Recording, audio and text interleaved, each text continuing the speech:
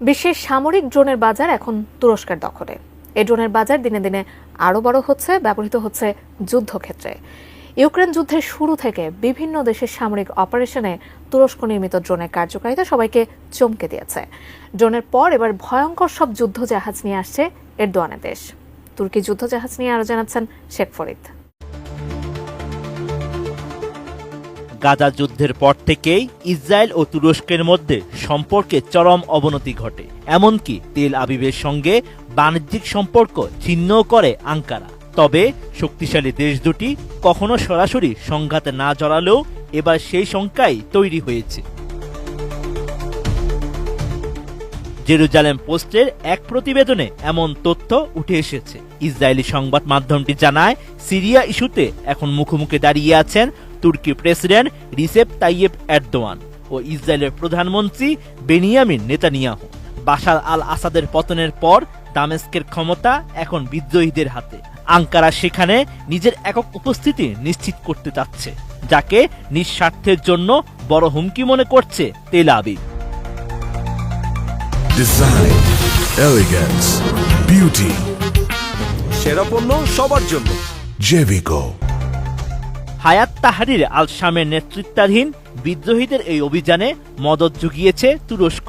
এরদোয়ানের ছকে আসাদ যখন দৃষ্টির সীমার বাইরে, তখনই আবির্ভাব ঘটে ইসরায়েলের। সুযোগ বুঝে সিরিয়ার গুরুত্বপূর্ণ ও কৌশলগত অঞ্চল কবজায় নেয় নেতানিয়াহুর বাহিনী। এরপরই ঘটে আসল বিপত্তি।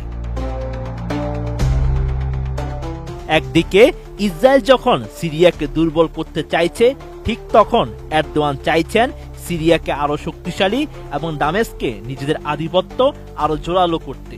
তবে এই খেলায় এরদোয়ানের সামনে বড় বাধা কুর্দিরা। এরদোয়ান যে কুর্দিদের দমাতে চাইছেন, সেই কুর্দিদের পক্ষেই আওয়াজ তুলছেন নেতানিয়াহু। তুরস্কের সীমান্তবর্তী সিরিয়ার কুর্দি শাসিত অঞ্চলে নতুন একটি রাষ্ট্র গঠনের দাবি দীর্ঘদিনের। কুর্দি সশস্ত্র গোষ্ঠীগুলো এই দাবিতে দীর্ঘদিন ধরে লড়াই করে আসছে। যুক্তরাষ্ট্র, ইসরায়েল সহ পশ্চিমা দেশগুলোর সমর্থন এবং অস্ত্রও পায় তারা। তবে এটাকে তুরস্কের জন্য বড় হুমকি মনে করেন এরদোয়ান। সিরিয়ায় আসাদের পতনের পর এরই মধ্যে মার্কিন বাহিনীর ছত্রছায়ায় থাকা কুর্দি সশস্ত্র গোষ্ঠী এসডিএফ এর সঙ্গে সংঘাতে জড়িয়েছে তুরস্ক। এসডিএফকে নিশ্চিহ্ন করতে এসএনএ ফ্রি লাইসেন্স দিয়েছে আঙ্কারা। আর এই প্রেক্ষিতে ইসরায়েল যখন এসডিএফকে সমর্থন দিতে যাচ্ছে, তখন দুই দেশের সেনাদের মধ্যে সরাসরি সংঘাতের শঙ্কা তৈরি হয়েছে বলে ধারণা করছেন বিশ্লেষকরা। বিশেষজ্ঞরা বলছেন, এক দশকের বেশি সময় ধরে তিক্ত সম্পর্ক বিরাজ করছে ইসরায়েল ও তুরস্কের মধ্যে। কয়েক দফা কূটনৈতিকভাবে পরিস্থিতি প্রশমন করেছে দুই দেশ।